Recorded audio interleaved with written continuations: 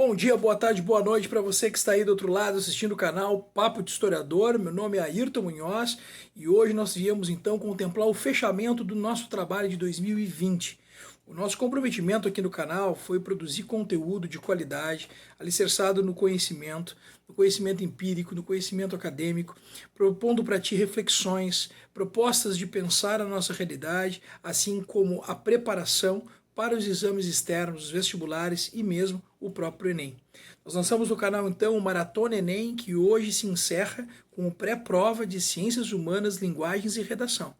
Eu trago para vocês aqui uma equipe de ponta, com os melhores professores de Pelotas e do Rio Grande do Sul, para te dar as últimas orientações, os últimos toques, as últimas dicas, de modo que vá refinar a tua preparação para que chegues na hora da prova mais tranquilo e consigas assim, de fato, alavancar o teu sonho e entrar no curso desejado nas mais variadas universidades do Brasil. Nós sabemos que o ano de 2020 foi um desafio, 2021 da mesma forma será. Mas certamente todos vocês tiveram a resiliência e o comprometimento com o sonho de vocês para que hoje estejam aqui acompanhando o nosso canal, assim como se dedicando aos seus estudos, com o foco de alcançar um objetivo comum, que é a aprovação. E nesse sentido, nós do canal Papo de Historiador estamos juntos com vocês. Vem comigo então, que essa equipe de peso tem muito a dizer e certamente vai te ajudar. Tamo junto, senta que lá vem a história.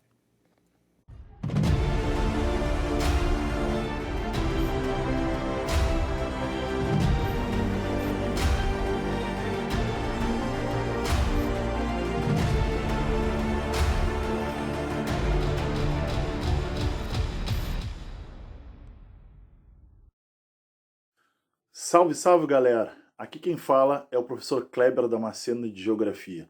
Estou passando aqui para conversar um pouquinho contigo que vai fazer a prova do Enem agora, neste final de semana, tá? O canal Papo de Historiador, então, reuniu uma equipe maravilhosa de professores para te orientar um pouquinho como tu proceder, né? O que pode cair lá na prova do Enem. Então, em geografia, principalmente na parte de geografia humana, tá? Eu queria destacar com vocês uma questão que sempre vem nas provas do Enem, que é a questão da agricultura. Então te liga em diferenciar o que é agricultura intensiva e agricultura extensiva. Lembrando que a agricultura intensiva é aquela agricultura praticada com maior investimento de capital, que isso vai se traduzir no quê? No maior maquinário, tá? A produtividade, então, ela é bem maior, diferentemente da agricultura extensiva. A agricultura extensiva é aquela praticada com menor investimento de capital. Consequentemente, vai ter menor quantidade de maquinário, sobretudo vai utilizar técnicas rudimentares e principalmente a produtividade agrícola ela é bem menor. Bom, te liga na agricultura de precisão. A agricultura de precisão está associado à análise de dados georreferenciados. Tudo isso é feito um levantamento, não é?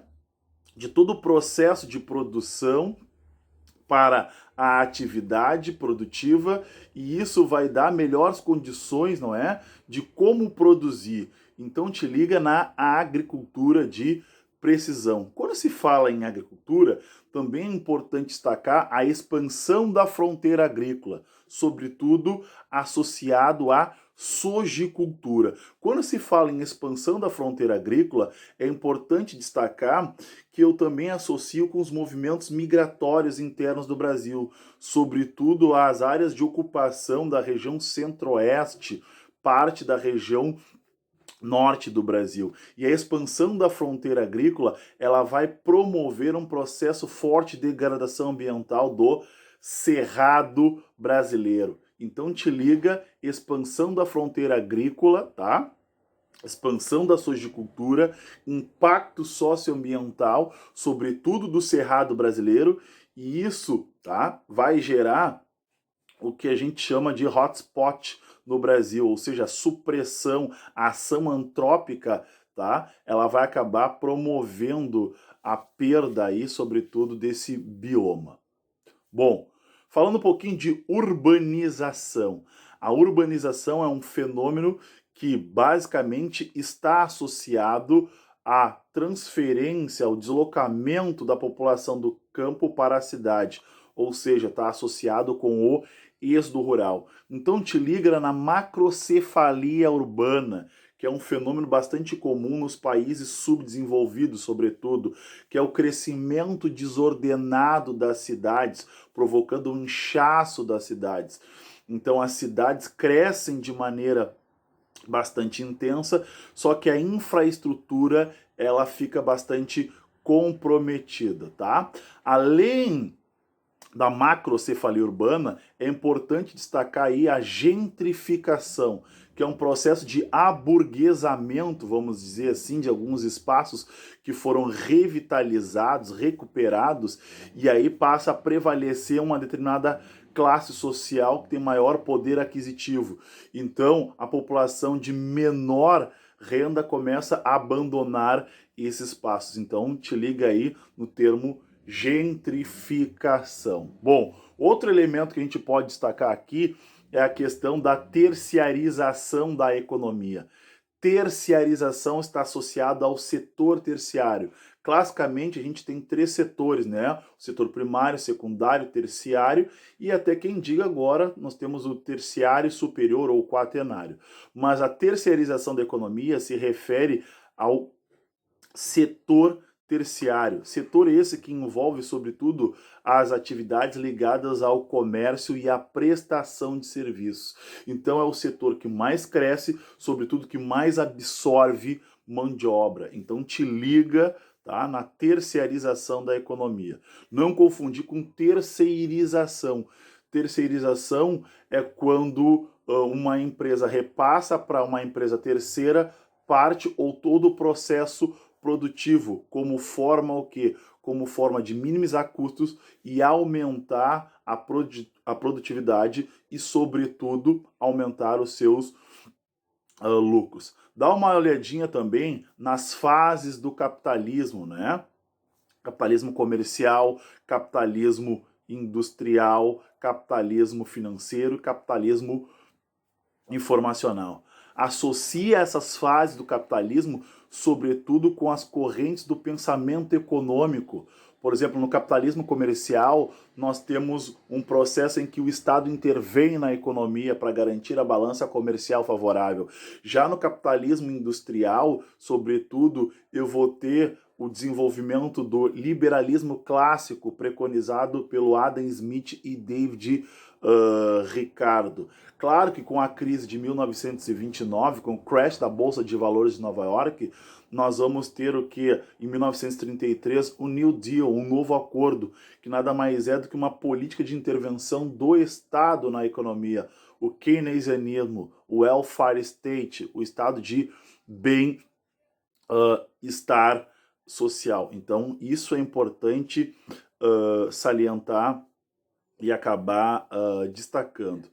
Na questão aí envolvendo atualidades, vamos dizer assim, até porque a prova do Enem ela não é uma prova que envolve questões de atualidades no corrente ano, até porque ela trabalha com questões, banco de questões, vamos dizer assim. Mas é importante aí destacar, por exemplo, a Primavera Árabe, tá? Aí vai dizer, pô, mas professor, a Primavera Árabe já ocorreu, já um período que não é tão recente assim. Então, por isso, por a prova do Enem trabalhar com um banco de questões já pré-estabelecidas, quem sabe aí não tem uma retomada da Primavera Árabe, que foi um processo de derrubada das ditaduras, sobretudo no norte da África e também no Oriente Médio. E isso vai acabar se desdobrando num processo de tentativa de derrubada do regime de Bashar al-Assad na Síria, que também aí entra um outro componente que é o Estado Islâmico, que tinha como objetivo criar um califado, não é?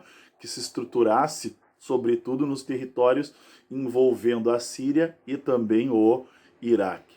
Então, basicamente, nesses últimos dias, manter a calma, dar uma retomada de uma maneira não tão intensa, para que vocês possam ter bastante sucesso em relação a isso. Ó, o problema de gravar tem isso, né?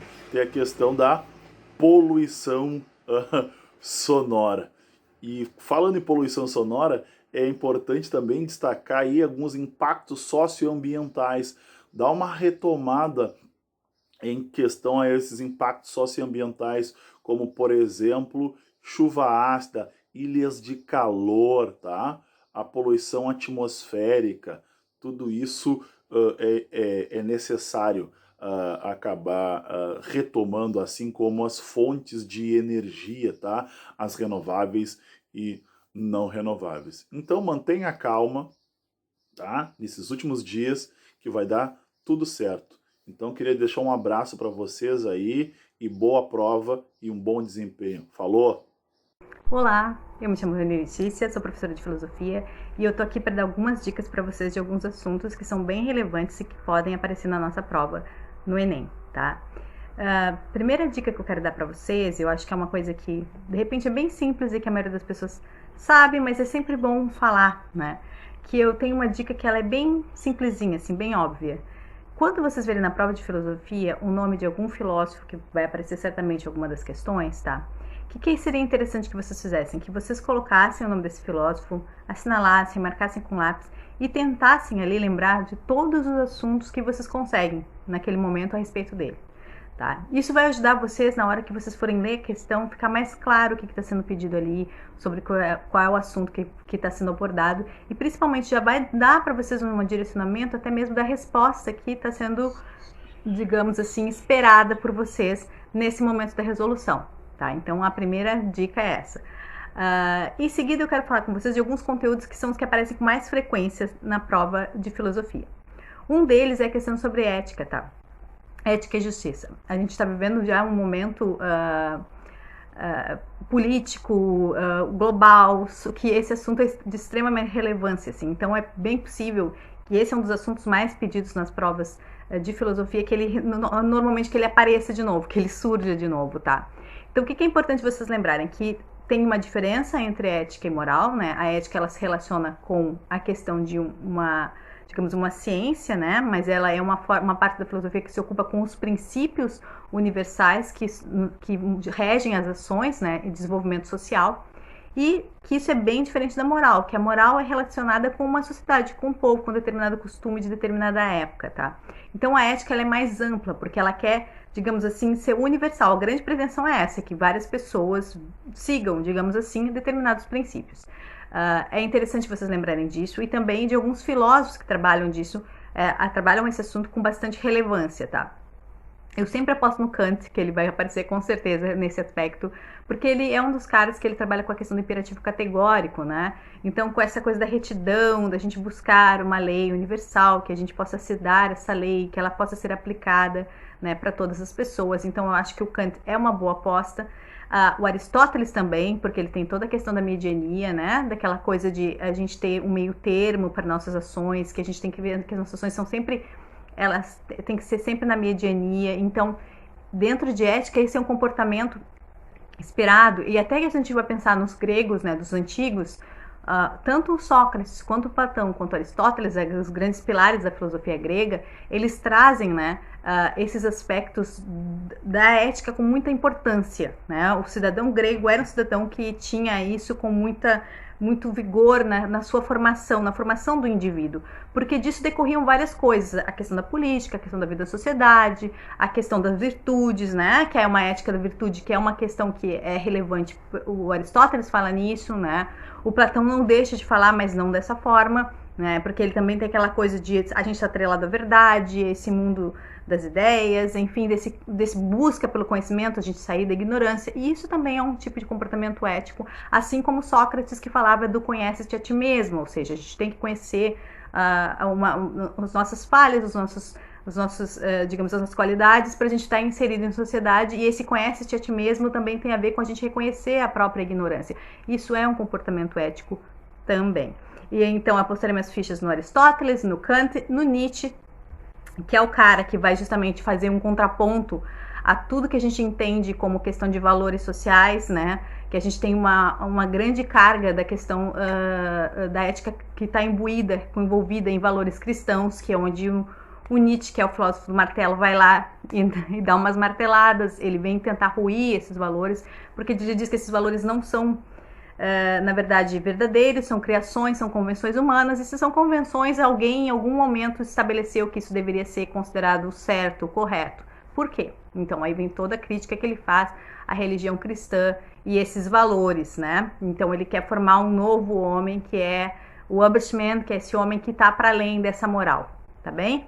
E é interessante também a gente citar o Maquiavel, que é anterior ao Nietzsche, mas que o que tem o Maquiavel? O Maquiavel é o cara justamente que rompeu, né, com os dois princípios que estavam lá, que os gregos fizeram tanto esforço para unir, que era a questão da ética e da política, e o Maquiavel faz o quê? Ele rompe com isso, ele diz que política pode ser feita sem ética, né? A gente não precisa atrelar as coisas, e vem toda aquela questão daquele pensamento que é atribuído a ele, dos fins justificarem os meios, né? Então a gente sabe que ele, apesar de ele nunca ter escrito isso no Príncipe, essa frase, de uma certa forma, consegue resumir bem o pensamento do nosso amiguinho Maquiavel. Tá? Então, da filosofia sobre ética, eu acho que esses caras são os caras que são importantes de vocês olharem um pouquinho de novo, darem uma relembrada, né? E seguirem fortes, porque eu acho que eles vão aparecer na prova de vocês. A gente não deve fazer apostas, mas de uma certa forma eu acho que eles são bem possíveis, né? A probabilidade é grande. Depois vem a filosofia do conhecimento, ou teoria do conhecimento, que a gente sabe que é justamente a parte da filosofia que se ocupa de como é que a gente conhece, como é que a gente consegue entender as coisas, como é que a gente consegue conhecer o universo e a realidade à nossa volta, tá? Então, dentro da teoria do conhecimento, alguns nomes são bem fundamentais. A gente tem o Aristóteles também, a gente tem o Platão. O Platão aparece aqui principalmente por causa da questão do mito da caverna, ou a alegoria da caverna, né? Que justamente fala desse rompimento que a gente tem entre esse mundo da realidade que nos cerca, esse mundo sensível, e o mundo das ideias, que é realmente o mundo que para o Platão é o necessário e é o viável, porque esse mundo que está à nossa volta, o mundo dos sentidos, ele nos engana, ele nos leva a equívocos, né? E o Aristóteles se contrapõe, sendo discípulo de Platão, se contrapõe a esse pensamento. Ele acha que, embora a gente tenha realmente, existem esses dois mundos, esses dois universos que têm que ser valorizados, ambos, né? O Aristóteles, ele não deixa de dar valor para a questão da experiência, para esse mundo que está no nosso entorno, que o Platão descarta, né? Então a gente tem esses dois caras ali na antiguidade, para vocês verem como é a relevância deles, eles vão perseguir vocês durante toda a prova, né? E aí a gente também tem o Locke, que é o cara que vai dizer que a gente, quando nasce, a gente é como se fosse uma página em branco, né? A gente depois vai ver, é com a experiência que a gente vai pegar e começar a ter conhecimento. E o Kant, novamente, que vem toda aquela questão da razão aqui, de como a razão ela é importante, de como a gente conhece o mundo através da razão prática, da razão teórica, da razão pura, né? E aqui também, dentro desse período, a gente está falando, comecei a falar desses nomes, e a gente está falando de filósofos modernos, né? E o grande nome aqui é o Descartes. René Descartes. O que acontece com Descartes? Descartes é o pai do racionalismo, né? E aqui, dentro desse movimento da teoria do conhecimento, a gente tem duas escolas que são antagônicas, que é a questão do racionalismo e o empirismo. De um lado, a gente tem aqueles caras que defendem que o conhecimento ele surge com a razão, né? E a gente tem o Descartes, que vai falar da questão das ideias inatas, que a gente já tem. E em contraposição, a gente vai ter, de outro lado, os empiristas que vão dizer que não, a gente nasce, como Locke diz, sem nenhuma ideia, a gente vai com a experiência adquirindo conhecimento, e a gente fica nesse embate. E o Kant vai surgir aqui justamente como o cara que vai tentar unir essas duas teorias e não descartar nenhuma nem outra. Ele vai dizer que as duas coisas são importantes, tanto a questão da experiência quanto a questão da racionalidade. Então ele vai juntar as coisas, ele vai fazer o cara que vai tentar, digamos assim, fazer uma bandeira branca nesse conflito existente entre empiristas e racionalistas. Então é bem importante, dentro da teoria do conhecimento, vocês se situarem e lembrarem desses conceitos, tá? Depois vem a questão da filosofia contemporânea. E aqui na filosofia contemporânea a gente tem muitos assuntos que são levantados, né? Principalmente as grandes críticas que são feitas ao nosso modelo capitalista, né? Então a gente tem aqui pensadores que vão fundar uma escola de Frankfurt, que vai chegar e vai falar abertamente sobre isso. Aonde que essa aposta na razão, né, que vem desse outro período, vai levar a gente, onde é que isso vai chegar, quais são as consequências de toda essa aposta na racionalidade, e eles vão fazer críticas contundentes a isso, porque vão dizer que nós acabamos deixando de lado alguns aspectos relevantes e importantes da nossa sensibilidade, digamos assim, e vão fazer bastante críticas severas, né, a todas as consequências, como a indústria cultural, né, como todo a gente deixar de ser autêntico, a gente deixar de buscar, digamos assim, o nosso eu em detrimento do ter, né, que é basicamente o que a gente vê junto com a questão do capitalismo, e junto com ele vão surgir outros pensadores. Dentro desse contexto, né, a gente vai falar do Marx, né, que é o cara que vai justamente ser esse serviço de inspiração para os pensadores da escola de Frankfurt. A gente tem o Hegel, a gente também tem de novo o Nietzsche. Então a gente tem vários outros pensadores aqui, porque esse período ele vai compreender do século 18, 19 e 20. Boa parte, né, da filosofia contemporânea vai compreender bastante tempo. Então vão ser bastante aspectos que vão ser colocados aqui, tem muitos filósofos. Mas eu diria que a escola de Frankfurt, o Hegel, que é um cara que ele é idealista, né, e ele tem uma visão também vinculada com essa ideia de que a história faz a humanidade, né, faz o pensamento, faz tudo, que tem um vínculo forte com a questão da racionalidade. E o Marx, que se contrapõe a isso, que vai justamente dizer que não é bem só os ideais que formam a nossa sociedade, mas a questão material que influencia basicamente isso, bem a questão toda do materialismo histórico, isso também é bem importante. E por fim, e não menos importante, não menos relevante, temas como democracia e cidadania, tá? E novamente a gente puxa quem? Sócrates, Platão e Aristóteles, por quê? Porque a Grécia Antiga é o berço dessas questões muito fundamentais. A gente sabe que a gente vive hoje na sociedade várias crises políticas que têm uma relação forte com essa questão do que é cidadania. Somos cidadãos de fato? O que é a democracia? A democracia é uma boa forma de governo? Não é? Por que é? Então são temas que vão estar vinculados com esses caras lá no período antigo da filosofia. E a gente também pode lembrar aqui de outros pensadores, como o pessoal dos contratualistas, né?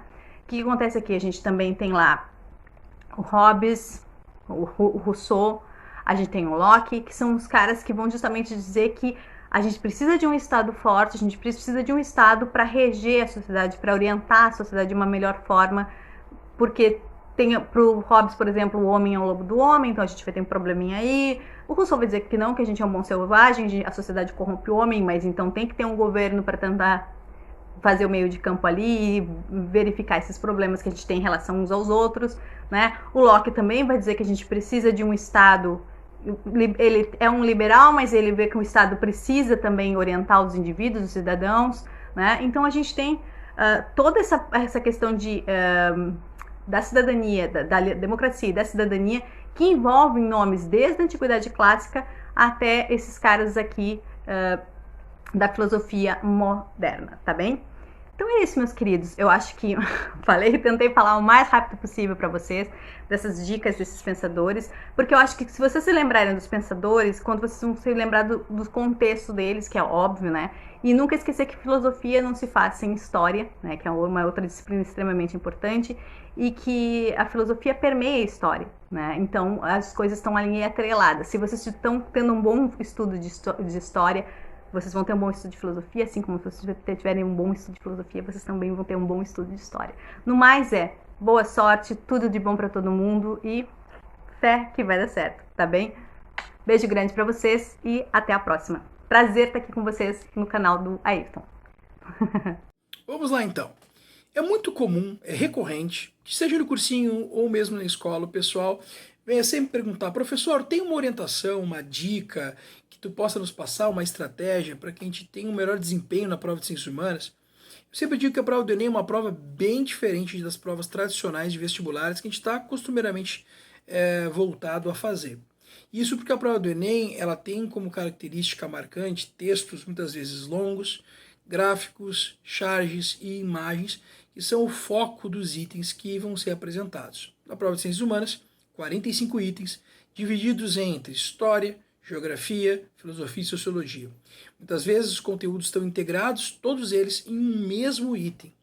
Então, alguns macetes, algumas ferramentas são fundamentais que a gente possa ter clareza para, na hora do desenvolvimento de um item, a gente conseguir otimizar a nossa possibilidade de chegar ao gabarito. Para que isso aconteça, a gente tem que ter, primeiro, entendimento de que no primeiro dia de prova a gente vai estar muito nervoso, que é natural, a adrenalina vai estar muito elevada. Então o que a gente vai fazer quando receber o caderno de questões? Dar uma boa respirada, tomar então uma aguinha, até porque os primeiros 20 minutos mais ou menos de prova, a gente vai ter ali bastante agitação na sala, as provas estão sendo entregues, estão se revisando então a questão dos documentos, a questão se não está faltando nenhum item no gabarito, enfim. Então os primeiros 20 minutinhos são os minutos que a gente vai ter para se ambientalizar, para respirar, para tomar uma água e, claro, para dar início à prova. Quando tu pegar a primeira questão, o primeiro item de ciências humanas, o que tu vais fazer? Normalmente a gente é voltado, quando a gente pega um item, por exemplo, com um texto, é voltado a ler o texto, a gente é inclinado a isso. Mas na verdade a ideia é que a gente possa ler a pergunta. Aí vai a primeira dica. Por que ler a pergunta? Porque quando eu vou ler a pergunta, eu já sei o que eu tenho que buscar no texto. Tendo em vista que o Enem ele me dá 3 minutos em média por item, isso vai fazer com que eu otimize o meu tempo, que é extremamente precioso na hora da prova. Então eu vou ler a pergunta. Ao ler a pergunta, já sabendo o que eu tenho que encontrar no texto, ou no gráfico, ou na imagem, ou na charge, eu então agora vou buscar estes elementos.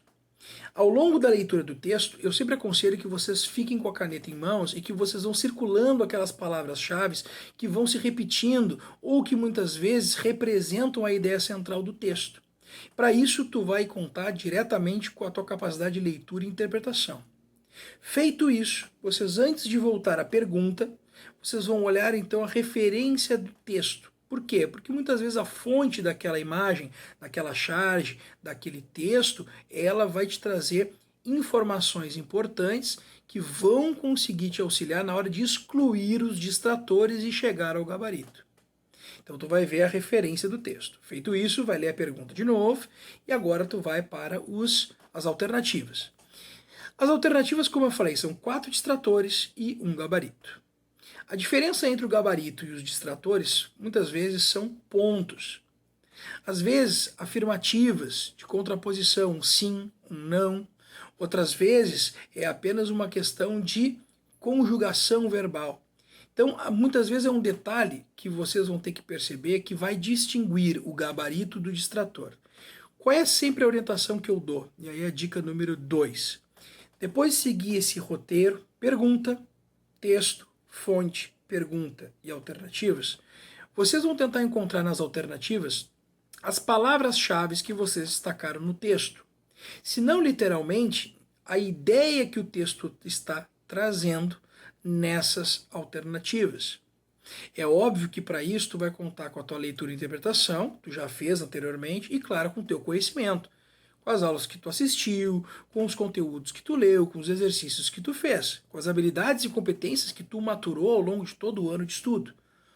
Então, unindo tudo isso, vocês vão buscar encontrar nessas respostas elementos que estejam associados com o texto, com o gráfico, com a imagem.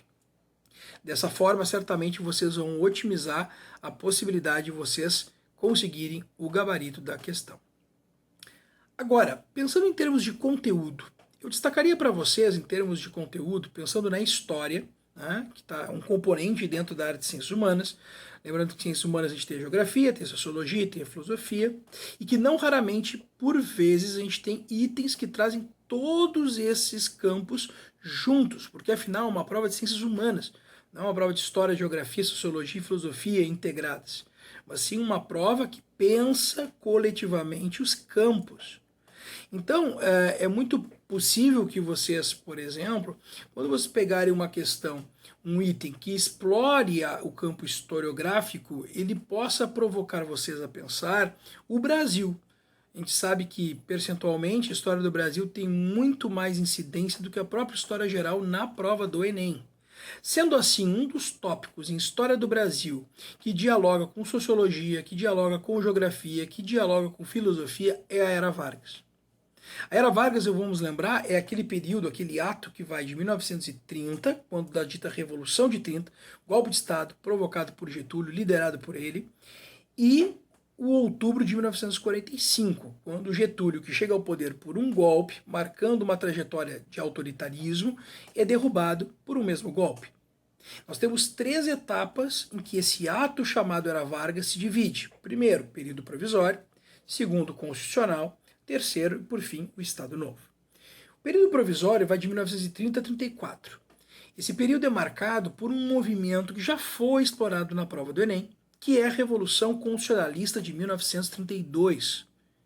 Essa revolução, como o nome já diz, constitucionalista, ela se dá em prol de uma Constituição, já que Getúlio, quando chega em 30 ao poder, ele anula a Constituição em vigência, alegando que vai combater a corrupção, o coronelismo, o mandonismo, ou seja, todas as traquinagens, todos os acordos, todos os embustes, todas as formas de conchavo que existiam na dita República Velha.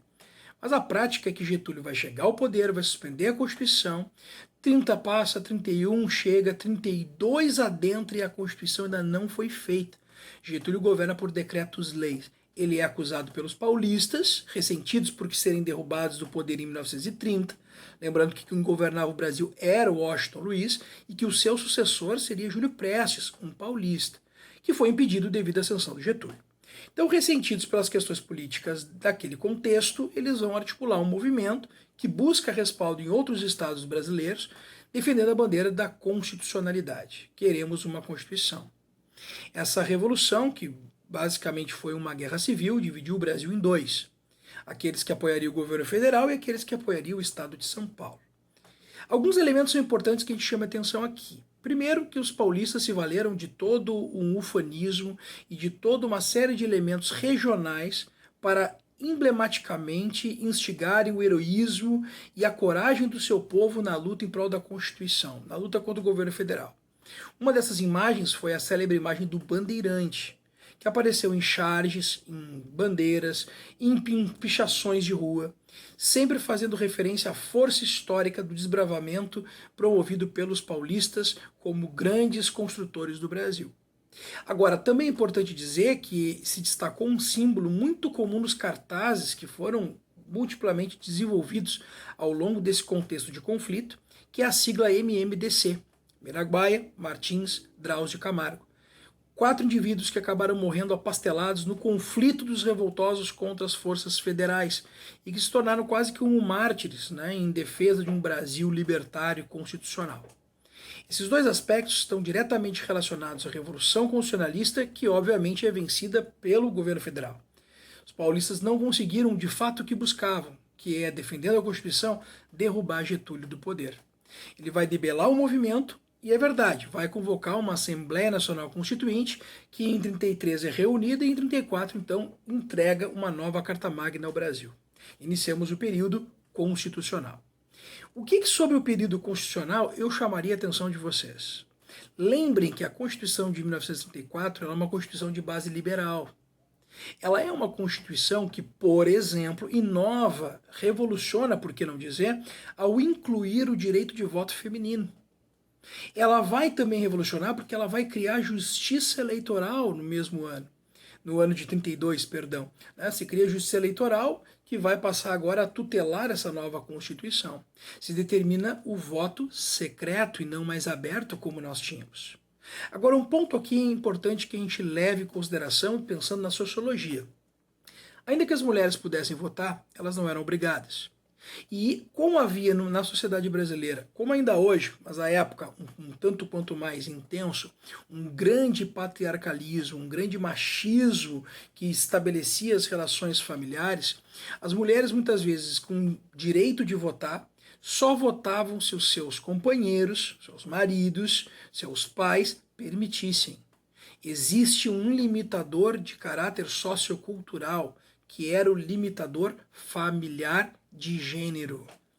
A sobreposição do masculino sobre o feminino inibia o protagonismo da mulher, ainda que este fosse permitido no tocante ao voto pela Constituição.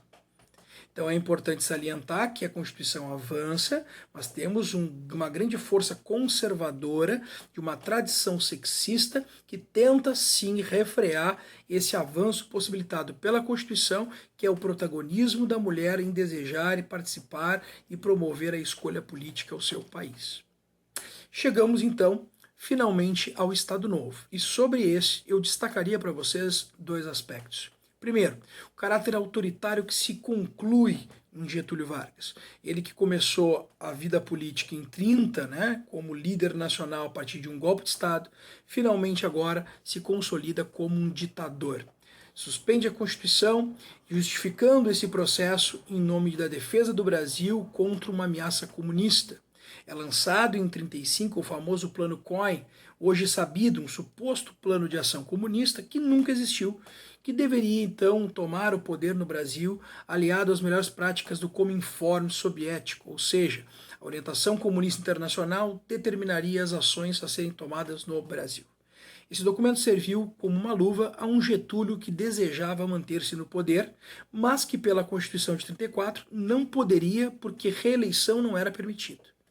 Ele usa o subterfúgio de defender o Brasil contra o comunismo, dá um golpe de Estado e permanece de 1937 até 1945 no poder. Marcado então o Estado Novo pelo autoritarismo, pela repressão, por um movimento então de tolimento das liberdades individuais, ao mesmo tempo que por uma ideologia trabalhista que instiga a sociedade a dedicar-se ao desenvolvimento do Brasil. É muito comum, nós temos a censura promovida pela DIP, a propaganda do Getúlio como pai dos pobres, tudo isso dentro de uma perspectiva de gerar um crescimento nacional conduzido pelo grande líder Getúlio, que deveria tornar o Brasil um gigante. É verdade, o Brasil cresceu, é verdade, a indústria brasileira de base vai surgir a partir desse momento, mas também é verdade que as mazelas deixadas na história política de autoritarismo e repressão serão sentidas e ecoarão muito em breve, em 64, quando a ditadura novamente voltar a pairar em terras brasileiras. Então, quando a gente pensa em Era Vargas, a gente pensa em período provisório Revolução Constitucionalista, a gente pensa em período constitucional a partir da inovação que a Constituição Liberal traz, e a gente pensa então no Estado Novo, o autoritarismo e a ditadura de Getúlio Vargas. Fiquem ligados nessas e outras dicas que os meus colegas irão trazer para vocês. Eu tenho certeza que vocês vão chegar no dia da prova, vão fazer uma baita prova. Grande beijo. Até mais. Boa tarde, galera. Aqui é o professor Richard de Geografia e tô aqui para bater um papinho com vocês, para dar umas dicas espertas aí para o Enem, né, que está chegando nesse final de semana na nossa área de Ciências Humanas. Na minha parte, então, fica sendo Geografia Física, e eu agradeço o convite do professor Ayrton por me dar essa oportunidade de falar com vocês um pouquinho. Então, a prova do Enem, tradicionalmente, vem trazendo, né, desde 2010 até 2019, algumas bases assim de geografia física. Por exemplo, né, a prova vem trazendo assim geografia física do Brasil, concentrando o maior número de questões em relevo e vegetação, e também trazendo uma questão ambiental muito forte, né, na parte de atmosfera e solos, também recursos hídricos. Então, o que eu trago para vocês aqui? Importante lembrar de vegetação, sempre a associação. Geografia física, ela é uma parte interligada, ou seja, tudo é gatilho. O clima é gatilho de solo, que é gatilho de vegetação. O clima está interligado com a vegetação, está interligado com o solo. Então, é super importante compreender os processos. E como o Enem privilegia muito a parte de geografia física do Brasil, eu sugiro sempre que vocês consigam, né, trabalhar da seguinte forma: associar, por exemplo, o bioma ao clima que se estabelece nesse bioma, né, ou nesse domínio morfoclimático, que também é super importante vocês reconhecerem, qual é a hidrografia, a característica hidrográfica desse local e que tipo de solo se forma, né? Então a gente pode pensar assim, ó, quando eu falo de domínio morfoclimático amazônico, eu estou falando da bacia amazônica.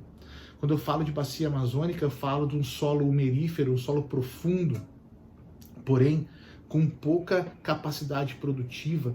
Quando eu falo de bacia amazônica, de domínio morfoclimático amazônico, eu estou falando, né, de uma estrutura de relevo que privilegia depressões por Jurandir Ross e privilegia planícies por Aziz Absaber, certo? Então é isso que eu tenho que começar a lembrar e associar na prova do Enem. Lembra, geografia física não é uma caixinha. Tu não guarda numa caixinha uma parte de clima, na outra caixinha uma parte de vegetação. Tu tem que ser capaz de associar essas relações. O Enem gosta dessa associação, dessa capacidade que tu tens de linkar as coisas. Exemplo, a prova do Enem já trouxe uma imagem, né, do bioma Caatinga e pergunta qual o clima associado a esse bioma. O Enem já trouxe características da Mata Atlântica, perguntando qual é a ação antrópica sobre esse local, sobre esse bioma. Então, tu tens que conseguir criar esta máquina, essa engrenagem de linkar as relações. Então, eu sugiro que vocês façam um resumo bem legal, utilizando essas características, né, geográficas do domínio morfoclimático, com o clima representante, com a bacia, com as principais represas e barragens, com o tipo de solo. Isso é bem interessante que vocês consigam fazer. Tá? Quando a gente fala também de relação de geografia física ampla, né, aquela parte de geografia física geral, né, tu vai ter muita ação nos conceitos de climatologia e astronomia. E aí que entra então aquele espaço, aquela relação de cartográficas, que vocês têm que tomar muito cuidado das projeções cartográficas, quais são as projeções cartográficas que vão ser utilizadas ali, lembrar de Peters, lembrar de Mercator, tá? Tens que lembrar dessas relações de projeção, tens que lembrar também aquela questão do sensoriamento remoto, o que é o sensoriamento remoto, o que é um GPS, o que é um georreferenciamento. Isso também cai frequentemente nas provas do Enem. Então, a busca por essa engrenagem, né, ela é super importante. Então, vamos aí a dicas mais objetivas, né? Então, o que diz respeito à geografia física, eu sugiro que vocês tenham uma leitura mais aprofundada da relação clima, vegetação, relevo e solo. Isso é um resumo bem interessante que vocês podem criar. Vocês podem pegar um mapa do Brasil de domínios morfoclimáticos, colocar em cada um dos domínios, né?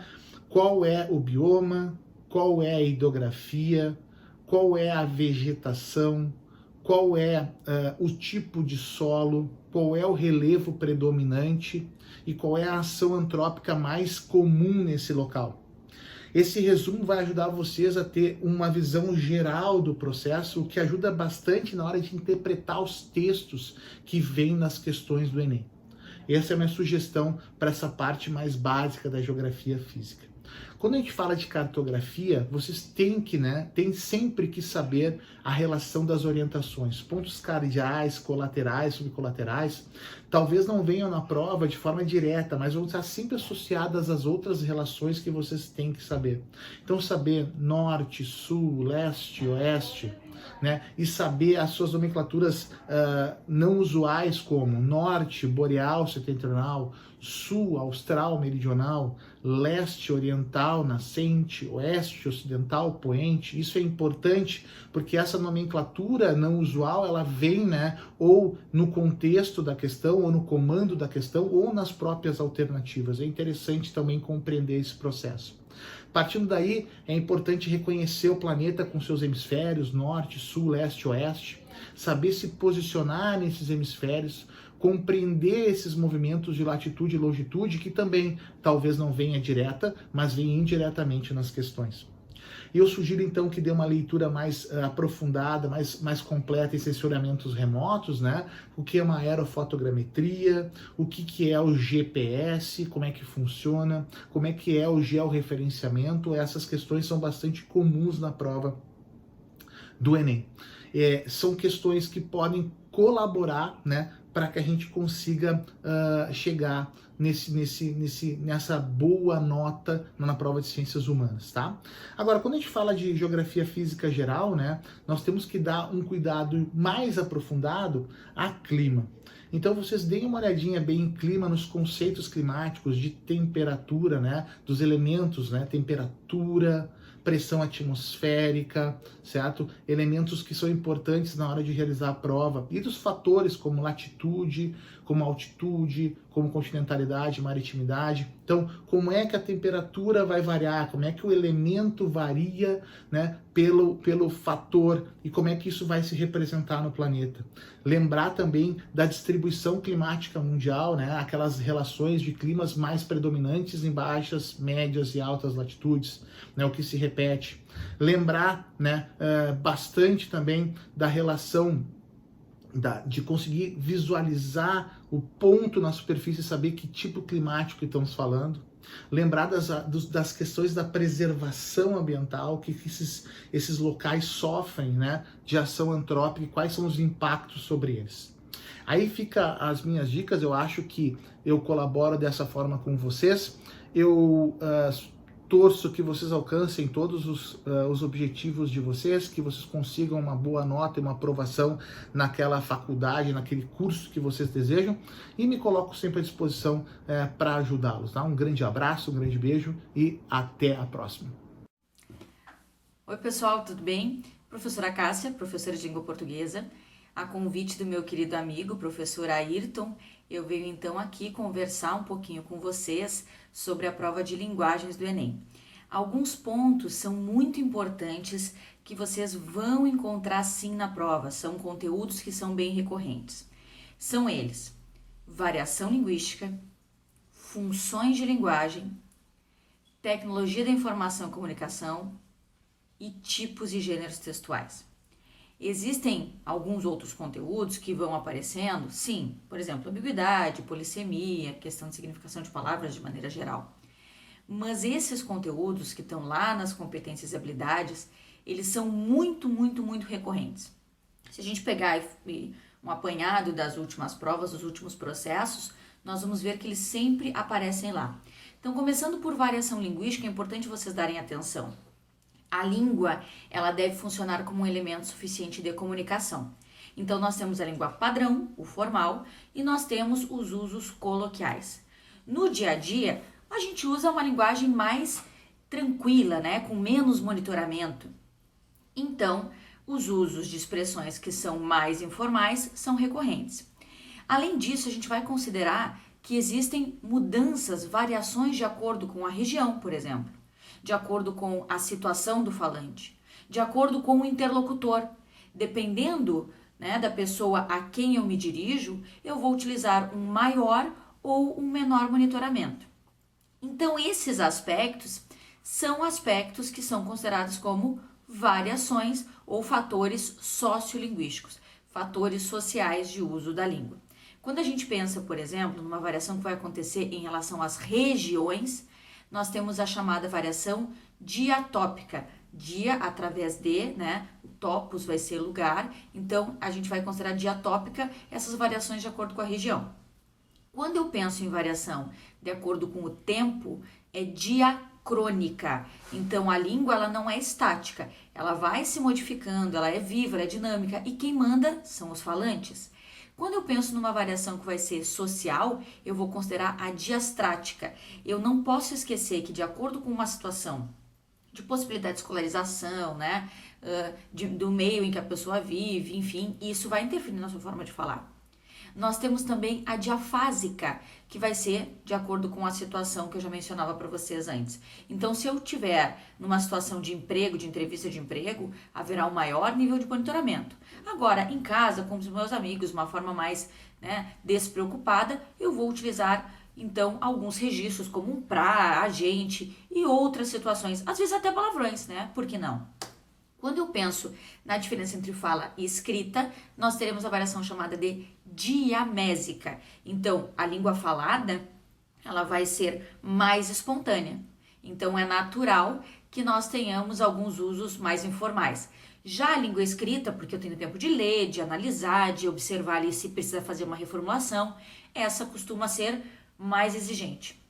Não quer dizer que sempre no texto escrito eu tenho uma exigência absurda, porque se eu tiver uma rede social, por exemplo, falando com os meus amigos, mesmo que seja um texto escrito, eu tenho a opção de áudio? Tenho, mas eu posso escrever. Então lá eu posso utilizar uma linguagem, né, com menor monitoramento. Quando eu penso em tecnologia da informação e comunicação, vamos para outro ponto. A gente vai entender que são essas formas, por exemplo, de redes sociais por mídias digitais, que nós usamos. Nós vamos perceber, então, que nós temos ali aplicativos que facilitam a nossa vida. Agora, com essa fase de pandemia mesmo, como a gente usou a internet, né? Essas tecnologias. Então, a gente tem a disseminação de informação, a gente tem a forma de dinamizar a comunicação, de facilitar serviços e, inclusive, de mudar o comportamento das pessoas. Inclusive, daqui a pouco pode ser uma possibilidade de tema de redação.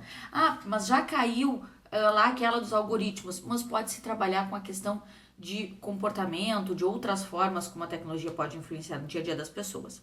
E a tecnologia da informação e comunicação, para quem não sabe, na linguagens nós temos 9 competências. Ela aparece na competência 1 e na 9. Tanto em relação ao uso das ferramentas, o impacto social e como muda o comportamento e o cotidiano das pessoas, assim como também no tipo de linguagem que vai ser utilizada. Outro ponto que é muito recorrente são as funções de linguagem. O que a gente precisa observar? Que os textos, eles são sempre intencionais. Até o silêncio, gente, é intencional. Às vezes não responder a mensagem para a pessoa no WhatsApp, apareceu ali aquele risquinho azul e eu já fico no desespero, mas não vai me responder, né? Viu, visualizou e não respondeu nada. Isso significa, poxa, se daqui a pouco é alguém que eu não quero deixar esperando, eu às vezes nem abro. Eu espero para abrir quando eu vou ter realmente tempo para dar atenção. Então, isso também, esse silêncio, essa demora, isso também significa. Às vezes pode ser a pressa, a correria, às vezes pode. Mas às vezes na pressa, a correria, a gente vê e seleciona ali qual mensagem vai abrir, não é verdade? Então, todo texto é intencional, todo texto é ideológico. E de acordo com a nossa intenção, a gente pode dar mais atenção a um ou a outro elemento da comunicação. Então, um cara chamado Roman Jakobson, ele vai esquematizar essa comunicação com esses elementos. Então, nós temos um emissor que vai mandar uma mensagem a um destinatário, a um receptor. Esse emissor, quando a função é focada nele, quando ele está falando sobre ele, emotiva. Quando é o conteúdo da mensagem, é a função referencial. O que importa é o que está sendo dito. Eu posso também me preocupar em como vai ser dito, focar então na forma, no modo como vai ser dito, aí vai ser a chamada função poética. E eu posso focar então nesse receptor, né, que vai ser a função conativa, ou ainda a gente pode chamar de apelativa. Essa função conativa ou apelativa, ela é muito comum em anúncio publicitário, que também é uma coisa que cai muito no Enem, é um gênero textual que cai bastante no Enem. Além dessas 4 funções, nós ainda podemos ter a função fática, que vai focar no canal de comunicação. Às vezes eu tô ligando para uma pessoa e tô só lá, oi, alô, tá me ouvindo? Isso já é um teste da comunicação e eu ainda não passei a mensagem. Então o foco está justamente nesse canal, vou observar, por exemplo, se esse canal está funcionando. E nós temos a função metalinguística, que é a função que vai focar no código. Então eu penso, por exemplo, no dicionário.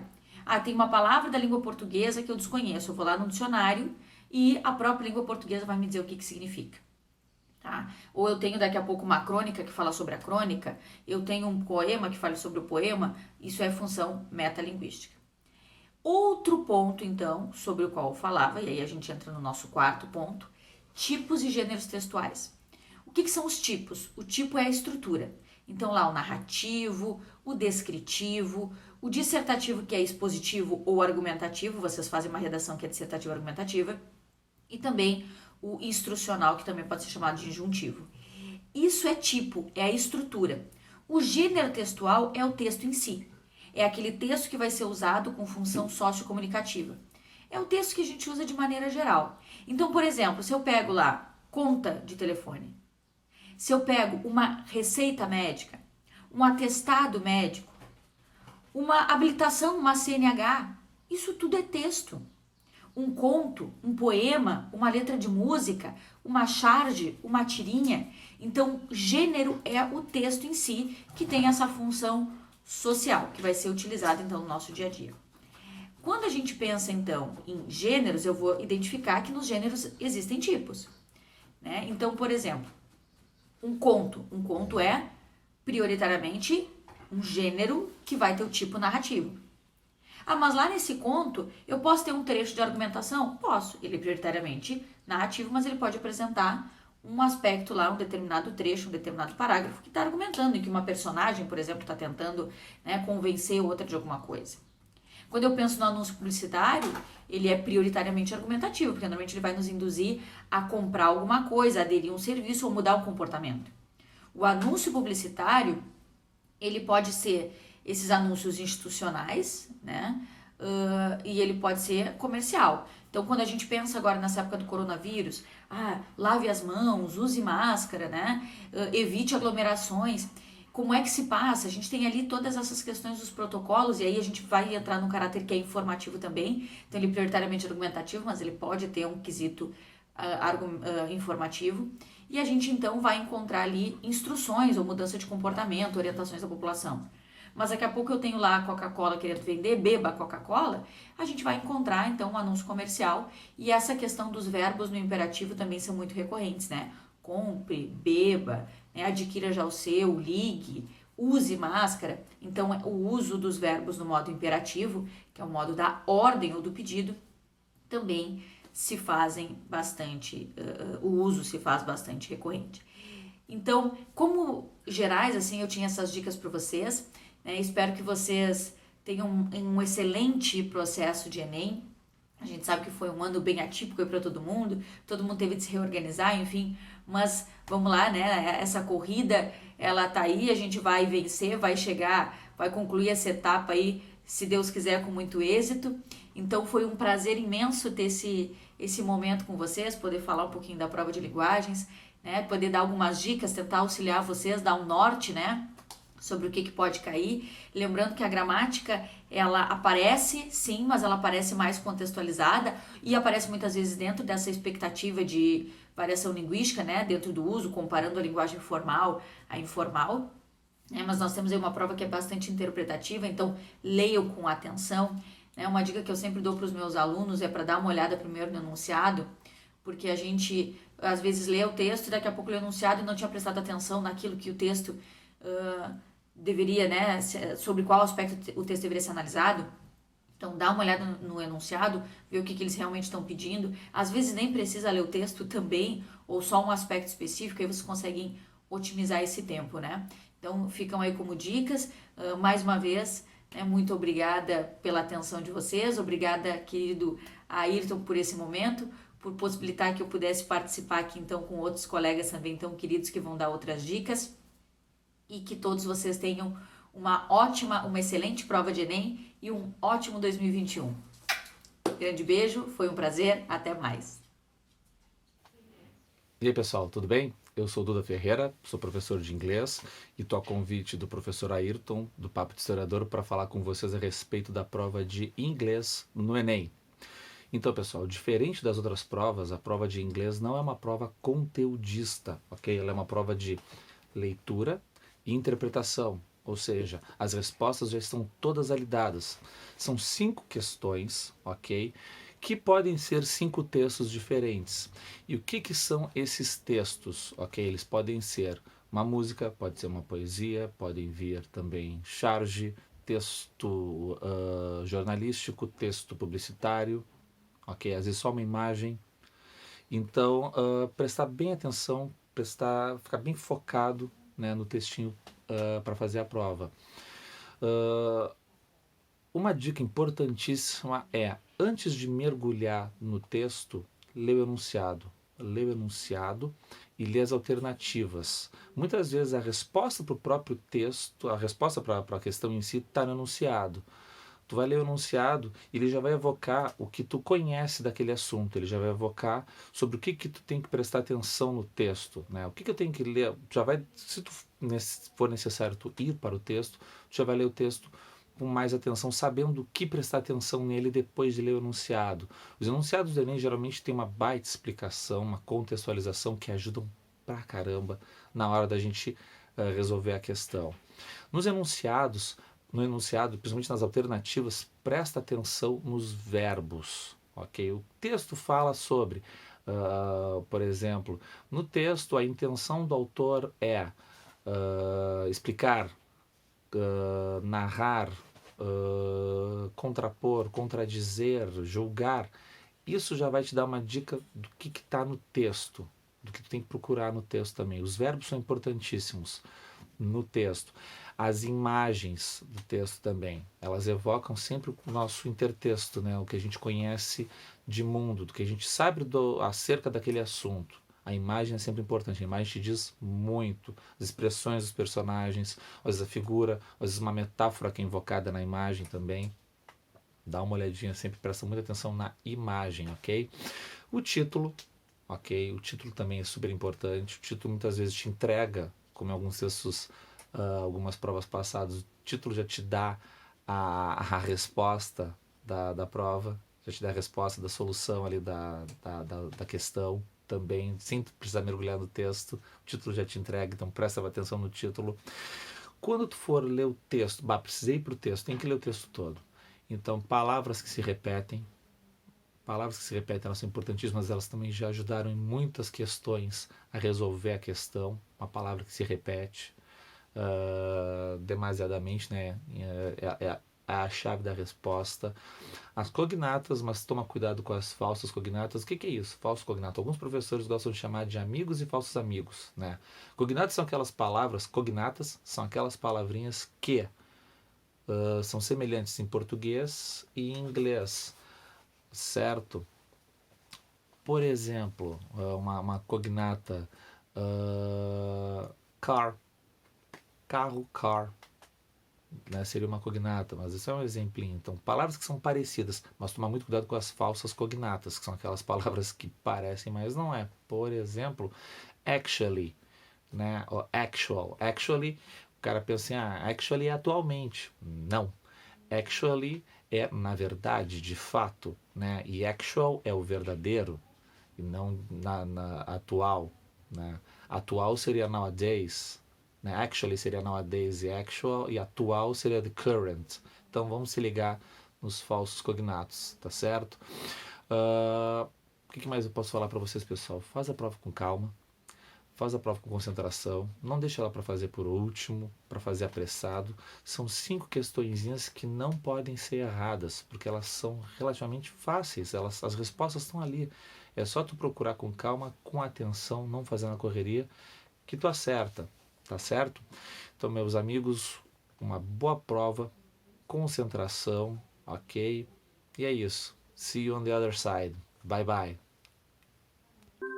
Fala pessoal, tudo bem? Professor Renato aqui, né? Vim falar um pouquinho de redação com vocês. Primeiro gostaria de externar minha satisfação de fazer parte desse projeto do Papo de Historiador, né? Do professor Ayrton, que é um amigão, né? E um parceiro de produção de conteúdo aí. Gosto de brincar com ele que o Papo de Historiador é meio filho, meio co-irmão do Intertestando, que é um podcast que o Duda e eu temos, né? Não sei se o Duda veio antes ou vai aparecer depois de mim, não sei como é que ficou a edição aí dos guris, né? Mas é um podcast que foi criado, né, e está sendo desenvolvido para trazer intertextos de redação, embora ele acabe abarcando algumas coisas, às vezes, né, mais amplas, né, como a gente fez alguns programas específicos de história, biologia, geografia, entre outras coisas, né, mas os meninos vão botar aqui, ou se vocês quiserem seguir, @Valvulado Podcast no Instagram, né, e só deixar no ar aí que ele vai fazer tem uma promoção bem interessante que vai aparecer aí, principalmente, inicialmente o pessoal de Pelotas, quem sabe depois aí espalhado pelo Rio Grande do Sul ou até para o Brasil todo, vamos ver como é que vai ficar,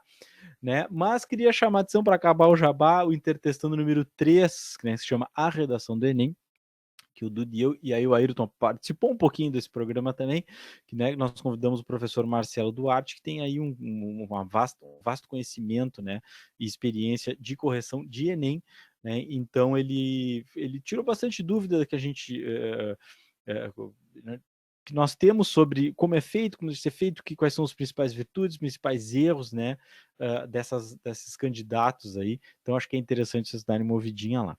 Bom, o jabá terminou, né? Eu tenho aí mais 3 minutinhos, então o que eu vou fazer? Eu vou projetar aqui rapidamente, tá? Que eu quero discutir algumas coisas com vocês, trazer para vocês aqui, tá? Enquanto vai abrindo, né? Acho que a dica número 1 é comece pela redação, né? Comece pela redação, porque a redação não dá tempo de chutar aquela coisa toda, então inicie pela redação. Normalmente vai ali 1 hora, 1 hora e meia, 1 hora e 45, né? Para fazer redação e passar limpo, e aí você sabe se vocês vão fazer tudo, passar limpo, né? Passa limpo, eu gosto de brincar aqui, faz, deixa a redação descansar, vai fazer a prova, depois volta e passa limpo ali, né? Então, eu acho que isso é interessante, mas vocês façam como vocês estão acostumados, né? Porque a prova é domingo, então não tentem modificar agora. Então é o seguinte, uma coisa muito importante é vocês conhecerem as competências, obviamente, são as competências que são as guias das correções das redações, né? Então vocês precisam conhecer, né? Acredito que vocês conhecem, as 5 competências da redação do Enem, tá? Aqui eu só coloquei para vocês darem uma olhadinha, mas eu quero chamar a atenção somente de 2 coisas aqui, tá? Que é a competência número 2, que eu acho, ao meu ver, ela é a mais perigosa delas, porque ela abarca 3 coisas, né? Se a pessoa entender o tema, tá? Se tu tens conhecimento sociocultural para colocar além das informações que estão na coletânea, tá? E a parte que eu queria chamar a atenção aqui, embora eu fale do tema um pouco mais aqui embaixo, tá? É essa parte aqui dos limites estruturais, né? Aí eu coloquei aqui a estrutura do dissertativo argumentativo, né? Que é 3, a parte da introdução, a parte do desenvolvimento e a parte da conclusão. É importante pensar o seguinte, que na introdução tu tens que ter a obrigatoriedade de falar do tema e colocar a tese. É que muitas vezes se acabam dividindo em duas, né? Que são os 2 argumentos que vocês vão desenvolver aqui na parte do desenvolvimento, né? Que vocês vão fazer 2 desenvolvimentos, né? O desenvolvimento 1 e o desenvolvimento 2, tá? Esses desenvolvimentos aqui, o que será discutido aqui, precisa estar, obviamente, que preso a essa tese que está aqui, tá? Não precisa, obviamente que tu não vai ter um desenvolvimento solto, né? Vou desenvolver um negócio que eu não botei a desenvolver na tese. Aí tu não sabes a estrutura, tu vai ser bem penalizado. Mas até aqui não vejo como uma preocupação muito grande, tá? A preocupação maior que eu tenho é essa parte da conclusão, porque a conclusão ela nada mais é que a retomada de tese, tá? Ela precisa estar ali. Então, ou seja, tu não vai colocar isso, por exemplo, porém, aí vírgula, o governo federal deve, blá, blá, blá, blá, blá, peguei uma coisa bem genérica, né? Por quê? Porque falta retomada de tese, ou seja, retomar a problemática que eu indiquei lá, ou as problemáticas que eu indiquei na minha tese, eu colocar ali, botar um ponto, aí sim partir para a proposta de intervenção, que vai ser a outra competência que eu vou comentar aqui com vocês, tá? Então fiquem ligados, tá? Sobre nessa questão de retomada de tese. Também é importante vocês não retomarem com as mesmas palavras, mas sim com a mesma ideia, tá? Bom, a outra coisa que eu queria chamar a atenção de vocês, as competências, tá? É a competência número 5, que é a proposta de intervenção. Ela tem uma competência só para ela, ou seja, ela não faz parte, né, da conclusão. É colocado na conclusão porque é a parte mais interessante de se colocar. Mas, por exemplo, se vocês tiverem curiosidade, existe redações nota 1000 que a proposta de intervenção ela é feita ao longo do texto, né, junto com o desenvolvimento, e ao final a pessoa faz uma conclusão ali, né, um pouco mais alongada, e esse texto tirou nota 1000, tá? Existe, só vocês darem uma procurada aí. Bom, acho que o grande segredo da competência número 5 é a questão do detalhamento, né? Ou seja, eu detalhar a minha proposta de intervenção, né? Que é quem vai fazer, o agente modificador, né? O que será feito, onde será feito, como será feito e para que será feito, tá? Geralmente, inclusive, ele é colocado nessa ordem, né? Vocês vão escrevendo nesta ordem que está aqui. Acho que seria interessante vocês, talvez, responderem separado, né? Quem vai fazer, né? Vocês vão respondendo aqui, depois vocês encaixam no texto, tá? Uma coisa importante, tá? Se vocês precisam resolver a quantidade de problemáticas indicadas lá na tese que vão ser desenvolvidas no desenvolvimento. Ou seja, se eu indico 2 coisas, e muitas vezes, quando vocês indicam 2 coisas, uma é a curto prazo e a outra é uma resolução a longo prazo, né? E muitas vezes também a curto prazo tá muito é muito utilizada a questão da lei, né? Se cria algo ali para barrar, para estancar aquela problemática. E quando se fala em longo prazo, ela está quase que todas as vezes vinculada à questão da de escola, né, de informação, de passagem de conhecimento, de modificar o comportamento do cidadão para que, ao longo prazo, né, aquela sociedade ela modifique o seu pensamento, tá? Então, é importante, de novo, retomando, vocês vão indicar 2 problemáticas, resolvam as 2 problemáticas, detalhem as 2 problemáticas, tá? É isso que vocês precisam fazer, beleza? E uma coisa que é importante, até para vocês darem uma olhada, até eu acho que é legal vocês pegarem redações nota 1000, né, dos últimos 3 anos, assim, para vocês darem uma olhada, né, principalmente como é que é feito esse detalhamento aqui, mas para vocês verem também que lá no final, o último período da redação, a última frase da redação, seria um para quê que junta as duas soluções ali, né, detalhadas, se forem 2 problemáticas, que geralmente é. tá? Que seria depois da tua intervenção, a sociedade será um lugar mais justo. Alguma coisa assim, muitas vezes é genérica, mas outras até são mais interessantes, que trazem lá um intertexto que se iniciou a redação, traz para baixo, né? Então, também procurem redações nota 1000 para vocês darem uma olhada, até posso deixar algumas ali para o Theo colocar para vocês, ou um site que tem ali, pelo menos umas 10 questões que tem, né? Alguns sites da Globo, do UOL, enfim, que depois, logo que passa o Enem, quando começa a sair as redações, eles fazem uma seleção ali, eu acho que é legal vocês darem uma olhada. Bom, seguindo aqui para dar o meu tempinho, tá? Uma outra coisa que é importante, que eu acho que isso é detalhe, tá? Mas é um detalhe muito importante, que é o entendimento do tema. Tá? Vocês precisam saber o que o tema está pedindo para vocês desenvolverem. Tá? Então, uma dica que eu acho interessante é a seguinte: antes de ler os textos motivadores que estão abaixo do tema, a gente tem os 3 temas aqui de 19, 18 e 17, tá? Vocês dão uma lida, tentem entender pelo que vocês estão lendo, façam algumas anotações, mas vocês precisam, e aí sublinhem a palavra ou as palavras que vocês entendem como chave para o desenvolvimento do tema. No caso aqui da democratização do acesso ao cinema, né, obviamente você tem que falar democratização. Ela acontece ou não acontece? Todas as pessoas têm ou não têm acesso? Não, não tem. Por que não tem acesso? Por causa de tais coisas, né? Em 2018, a palavra-chave aqui é a manipulação. Essa manipulação ela é boa? Essa manipulação é ruim? Quais são as consequências? Qual é a causa? Quais são as consequências dessa manipulação? E aí tu começa a pensar o que tu vai desenvolver. E aí tu vai fazendo as anotações. 2017, eu acho que é até mais fácil de ver, que é a questão dos desafios para a formação. Então, quais são os desafios para formar surdos no Brasil? Né? E esses desafios vão passar dessa formação educacional não só na questão escolar, mas também como prepará-los para o mercado de trabalho. Né? Ou seja, entender o que o tema está pedindo e está indicando para vocês desenvolverem na sua totalidade é muito importante, porque ao ler os textos motivadores, essas problemáticas, ou o tema, ele não vai estar sendo abarcado na sua totalidade. Ele quer o quê? Ele quer que o candidato consiga perceber que as coletâneas trazem uma abordagem incompleta da temática do tema. Então, isso que é importante vocês perceberem. Por isso que eu acho que é imprescindível vocês pensarem um pouquinho, fazerem algumas anotações ali para que vocês, olha, isso aqui a coletânea não fala, mas eu chamei atenção. Vou desenvolver? Sim, vá desenvolver, se vocês tiverem argumentação para isso. Tá? Bom, aí para finalizar aqui, ó, eu queria comentar um pouquinho rápido com vocês, espero que fique legal para vocês conseguirem enxergar aí. O bom é que você pode dar uma pausada, né? Então, para prestar atenção, não entendi, enfim, dá uma voltada aí e consegue fazer esse desenvolvimento. Tá? Esse pedaço de redação aqui, que é o primeiro parágrafo de desenvolvimento, né, o D1 da Ana Clara, não sei falar sobre o nome dela, de uma menina de Brasília, de 21 anos, que tirou nota 1000 no tema de 2019, que era a democratização do acesso ao cinema no Brasil. Tá? O que eu queria chamar a atenção de vocês aqui? Tá? Primeiro, como que ela organiza o parágrafo de desenvolvimento dela, né? Ou seja, quantos períodos ela tem aqui, né? Ela tem o segundo começa aqui, o terceiro aqui, e ela corta só 3. Isso aí, achei que tinha mais um. Né? Ou seja, ela tem o primeiro, ela tem o segundo e ela tem o terceiro aqui, tá?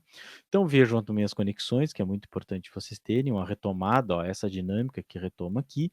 Mas uma coisa que eu queria chamar a atenção de vocês é o seguinte: a Ana, ela traz algo que muitas vezes os candidatos acabam evitando, que é um dado da coletânea, mas ela traz o dado da coletânea juntamente com um dado do conhecimento sociocultural dela.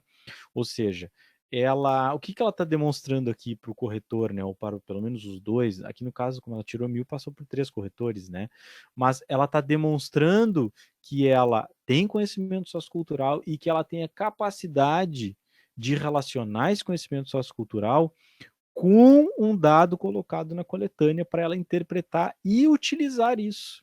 Então, é muito importante, né, que vocês saibam que aquilo ali está ali para vocês eventualmente utilizarem, principalmente o infográfico, né, para ajudarem, né, para corroborar, né, para ajudar a defender o ponto de vista que vocês querem que seja defendido.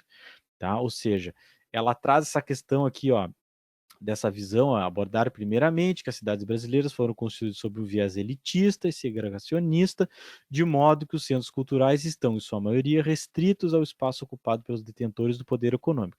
Ela está afirmando isso para a gente.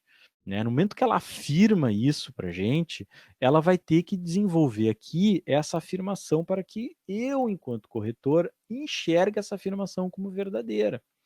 E ela traz aqui, ó, essa dinâmica não foi diferente com a chegada do cinema, já que apenas 17% da população do país frequenta os centros culturais em questão, né? Traz a coisa da coletânea. Esse dado me diz, realmente ela tem razão no que ela está sendo colocada, mas ela trouxe esse dado da coletânea.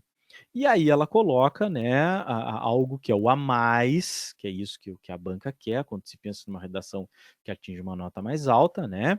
Nesse sentido, qual o sentido colocado aqui em função desse número aqui, que corrobora o que ela afirmou, observa que a segregação social, evidenciada como característica da sociedade brasileira por Sérgio Buarque de Holanda, no livro Raízes do Brasil, se faz presente até os dias atuais por privar a população das periferias do acesso à cultura e ao lazer que são proporcionados pelo cinema.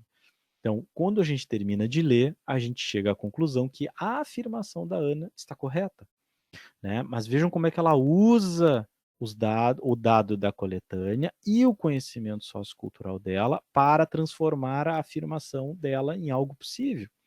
Tá? Por isso também que também é característica, né, dos textos nota 1000 trazerem como primeiro período dos desenvolvimentos uma afirmação. E partindo dessa afirmação, aí se traz, né, um dado, uma informação, né, um intertexto, para corroborar, para chegar à conclusão, eu enquanto corretor, que aquela afirmação dela está correta, tá? E para terminar aqui, eu só queria chamar a atenção de vocês, para de projetar aqui, queria chamar a atenção de vocês o seguinte, quando se pensa em intertexto, né, muitas vezes vocês, tem dificuldade de pensar no intertexto. Eu acho que o segredo do intertexto, né, e se vocês pegarem os últimos 2, 3 anos das redações nota 1000 do Enem, vocês vão perceber que tem muito Netflix, tem muito Amazon Prime, tem muito livro, tem muita música, ou seja, o dia a dia do candidato ele está entrando na prova como intertexto, né?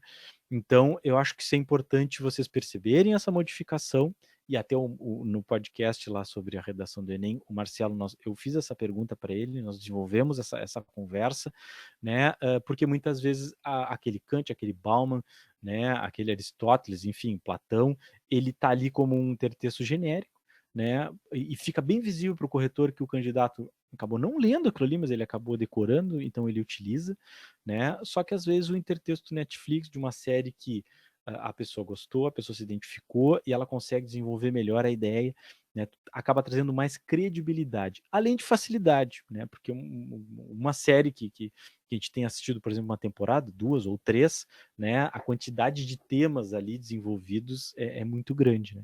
Então, eu acho que isso é uma dica importante quando vocês pensem, tá?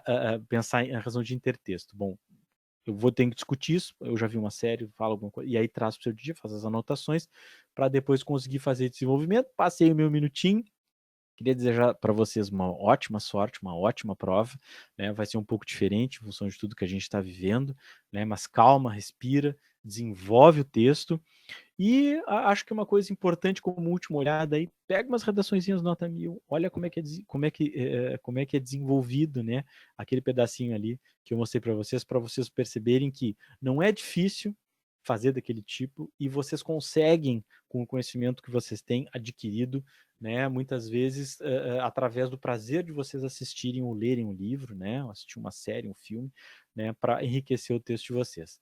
Tá, pessoal? Um grande beijo, uma ótima prova e até mais. Tchau, tchau. Olá, pessoal. Tudo bem? Meu nome é Samuel Buquerque Maciel, sou doutor em Letras pela Universidade Federal do Rio Grande e estou aqui para participar junto a este canal Papo de Historiador do meu amigo e colega Ayrton Munhoz. Então hoje vou falar um pouquinho sobre linguagens, mais especificamente sobre literatura na prova, certo? Então vem comigo. Abordarei um pouquinho sobre reconhecimento e impacto social das diferentes tecnologias de informação e de comunicação, que esse equivale à competência 9 da prova de linguagens no Enem. Também sobre a identificação de variantes linguísticas, da competência 8, claro, relacionando a literatura. Reconhecer o valor da diversidade artística, que é a competência 4, e o patrimônio literário nacional, que é a competência 5, que é o que predomina a literatura. Certo? Então, assim, ó, já caiu bastante na nossa prova sobre redes sociais, especialmente sobre as informações, né, e as funções do Twitter, né, o Twitter. E então, redes sociais como o Facebook, o WhatsApp, o Snap, Tinder, né, TikTok, afins, como o Instagram, são muito possíveis na nossa prova. Então, a gente teria que ficar bem atento sobre informações a respeito do Instagram, tá, e suas funções também. Por exemplo, nessa questão, ó, texto 1, Instagram é uma rede social online de compartilhamento de fotos e vídeos entre seus usuários, que permite aplicar filtros digitais e compartilhá-los em uma variedade de serviços de redes sociais, como Facebook, Twitter, Tumblr e Flickr. E aí vai fazendo bastante informação sobre o Instagram.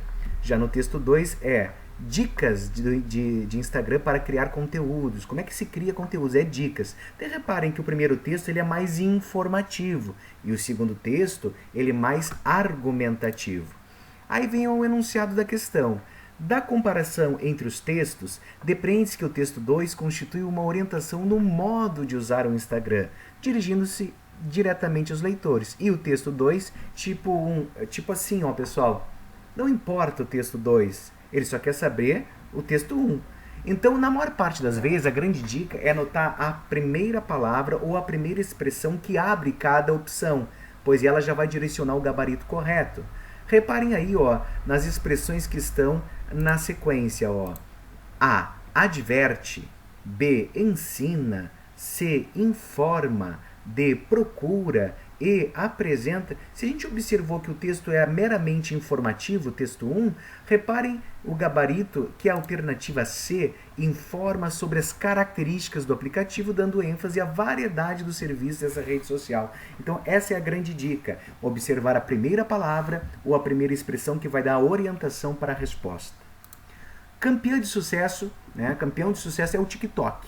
Né? Então, como é que poderia aparecer uma questão sobre o TikTok? Então, a gente tem que saber as informações e as funções do TikTok. Se tiver dois textos, como os que estão em tela aqui, tá? Reparem os títulos. O que é TikTok? Então, se é o que é TikTok é o título, obviamente virão informações sobre o TikTok. No texto 2, monetização. Como as pessoas fazem para ganhar dinheiro sobre o TikTok. Reparem o seguinte, ó. TikTok é um aplicativo que tem a função principal de gravar vídeos curtos entre 15 e 60 segundos. Vai informando todo o texto informativo. No final do texto diz assim, ó, para engajar seus usuários continuamente, o aplicativo é atualizado com novos efeitos, biblioteca, lá. Por que é atualizado? Para que os usuários acabem se interessando em seguir usando, né? E no texto 2 a maneira como as pessoas fazem para ganhar dinheiro com o TikTok. Aí vem o enunciado. As novas tecnologias de informação e comunicação, como o TikTok, têm trazido inovações que impactaram significativamente a sociedade. A respeito desse assunto, os textos apresentados revelam. O que revelam os textos? Um é informação e outro modo como ganhar dinheiro. Né? Então, ó, A. O objetivo dessa rede social é exclusivamente voltado ao entretenimento? Não é apenas, porque tem a questão monetária. B. Finalidade desse aplicativo é direcionada sobretudo a obtenção do lucro financeiro. Não é sobretudo, tem o entretenimento também. C. Os influenciadores digitais corroboram na banalização dos recursos? Não. D. Os usuários dessa rede social são formados apenas pelo público jovem? Principalmente, mas não apenas. Cuidado com o pega-ratão. E E. Esse aplicativo é atualizado continuamente, o que contribui ao engajamento dos usuários, que está escrito aqui, ó, que está destacado em vermelho no final do texto. Então, muitas vezes, isso aí é uma grande dica, a resposta está no próprio texto. Certo, pessoal? Essa é a competência 9. Já entrando na competência 8, que é o uso das variações linguísticas, né, a gente tem que pensar que a língua muda de acordo com a passagem do tempo e com o estado, com a geografia também. tá? Além da questão situacional, social, mas a variação histórica e geográfica aparece muito relacionadas com textos literários. O primeiro exemplo que eu trago aqui, tá, é um personagem de Monteiro Lobato. Monteiro Lobato, aquele artista paulista de Taubaté, pertencente ao pré-modernismo, que é aquele momento de transição, de preparação para o modernismo. Né? O paulista Monteiro Lobato criou o personagem Jeca Tatu, que era o símbolo do atraso, da ignorância do brasileiro no início do século XX. Ele vivia no ambiente rural, tinha amarelão. Então, o objetivo do Monteiro Lobato com o personagem Jeca Tatu era fazer uma crítica, sobretudo, aos problemas relacionados à saúde no meio rural, gente. Tá? E a maneira como o personagem vai falar é bem caipira, por isso a linguagem coloquial, variação linguística. Aí vem o enunciado, ó. Esse anúncio retratava aspectos da sociedade brasileira da época, expressando críticas principalmente, claro que a crítica é geral, mas o foco da crítica, com certeza, está no pouco caso que o Estado, o governo, né, dava no início do século XX para as áreas rurais. Então, assim, com certeza, o gabarito C, salubridade nas áreas rurais, acaba sendo o gabarito correto. Entendido? É bem importante a gente observar na competência 4, que vai avaliar essas diversas produções artísticas, diferenças culturais, padrões de beleza e até questão dos preconceitos, sobre as vanguardas europeias. Então é importante que vocês saibam as definições, os conceitos de cada vanguarda europeia que mais se destacou no início do modernismo, no século XX no Brasil. Então aqui nós temos um quadro, o Mamoeiro da Tarsila do Amaral. Reparem que são algumas casas, é uma ponte, é o início de uma mobilidade urbana numa cidade pequena. Então, o modernismo brasileiro teve forte influência das vanguardas europeias, a partir da Semana da Arte Moderna. Esses conceitos passaram a fazer parte da arte brasileira. Tomando como referência o quadro Mamoeiro, identifique-se aqui nas artes plásticas. Gente, se cair qualquer autor, literário ou não, do modernismo, nós temos 3 eixos que eles vão trabalhar. Três temáticas. Primeira, o povo, valorização do povo. Segundo, o cotidiano, dia a dia do povo. E a linguagem coloquial. Tá? Então, a gente tem que procurar essas 3 palavras, povo, cotidiano e linguagem coloquial, nas respostas de questões voltadas ao modernismo. Por exemplo, se a gente observar aqui, nas alternativas, a gente vai ver: imagem passa a valer mais que formas vanguardistas. Não pode. Forma estética ganha as linhas retas e valoriza o cotidiano. Bingo, gente. Olha a palavrinha-chave aqui, cotidiano. Então é só procurar povo, linguagem coloquial ou cotidiano em algum texto modernista, apenas modernista, que será com certeza o gabarito correto. Certo? Aí já entrando na competência 5, que é a competência da literatura, a gente tem que pensar assim, que o que tem que levar? Nada com profundidade de cada escola ou autor, mas vocês têm que saber, desde o descobrimento do Brasil, da Carta do Caminho, passando até o modernismo, as principais características de cada escola. O barroco, que é marcado pela antítese, tem lá o poeta Gregório de Matos, o Boca do Inferno. Depois tem o arcadismo, com aquele texto crítico, Cartas Chilenas, do Tomás Antônio Gonzaga, que é importante. Aí entra todos os fundamentos do romantismo como o primeiro período literário oficial no Brasil, destacando aí Castro Alves, defensor dos negros, propondo liberdade a quem era escravo, destacando na prosa José de Alencar, com o romance indianista Iracema, com a idealização da mulher. Mas aí no final do século XIX a gente tem que levar Machado de Assis o realismo, a ironia, a crítica social, as leis deterministas de Taine, determinismo do meio, com o autor Aloysio de Azevedo, com a obra Cortiço. Na poesia do final do século XIX, toda a perfeição formal do parnasianismo do Olavo Bilac, a reação ao parnasianismo com o Cruz e Souza, a sua obsessão, a obsessão do Cruz e Souza pela cor branca e pela crítica à condição do negro, Lembrando que o Cruz e Souza foi um poeta polêmico. E assim, gente, com muita força o modernismo, as 3 fases do modernismo. A primeira fase modernista, de 22 a 30, que é a fase radical, a abolição da rima, da métrica e da pontuação, com Oswald de Andrade, Mário de Andrade e Manuel Bandeira. Depois a segunda fase, de 30 a 45, com a crítica social, chamando atenção para Graciliano Ramos com a obra Vidas Secas, e na poesia o crítico do capitalismo e defensor do socialismo Carlos Drummond de Andrade. E a terceira fase, que além de 45 a 60, 70, que além de crítica social tinha um intimismo, né, a introspecção e a depressão, certo? Que abre ali com Morte e Vida Severina, do João Cabral de Melo Neto, e já entra ali a maior escritora mulher que propunha esse universo feminino, que foi a Clarice Lispector, sobretudo com a obra A Hora da Estrela. Também é muito pertinente na prova letras de música popular brasileira, tá? Então, assim, ó, se a gente observar essa letra do Gonzaga, ó, minha vida é andar por esse país para ver se um dia descanso feliz, guardando as recordações das terras onde passei, andando pelos sertões e dos amigos que lá deixei. Então, se ele andou pelos sertões, ele percorreu, ele se deslocou, gente. Aí aqui, ó, a letra da canção que reflete elementos identitários que representam, tem que ter essa questão de deslocamento. E a gente só vai ver deslocamento na alternativa C, Canadá, ó, experiência de deslocamento vivenciada pelo migrante, que luta em busca de melhores condições de vida, de sobrevivência. Certo? Então essas foram as dicas aí, as orientações, digamos assim, dessas competências de linguagens. Certo? Grande abraço e sucesso na prova. Agarra que uma vaga é tua. E assim chegamos ao fim do nosso pré-prova de Humanas, Linguagens e Redação. Eu falei que a equipe era de peso, tinha muito a somar para esse refiro final na tua preparação. Da minha parte, quero agradecer a todos os meus colegas e amigos que contribuíram para o fechamento desse trabalho muito bonito que começou em 2020. O projeto Papo de Historiador, ele não é um projeto singular, não é um projeto meu, ele é um projeto coletivo. É um projeto pensado, sonhado pelos vários alunos que me apoiaram, me impulsionaram, me estimularam a criar esse espaço.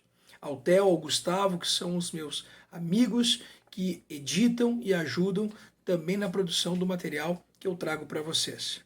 Muito obrigado de coração aos 751 inscritos que nesse momento nós temos no canal, que fizeram em menos de meio ano de existência as lives, as videoaulas, um grande sucesso, que fizeram download do material, que compartilharam, que indicaram, que têm acompanhado, que estão aqui hoje, né, prestigiando esse conteúdo.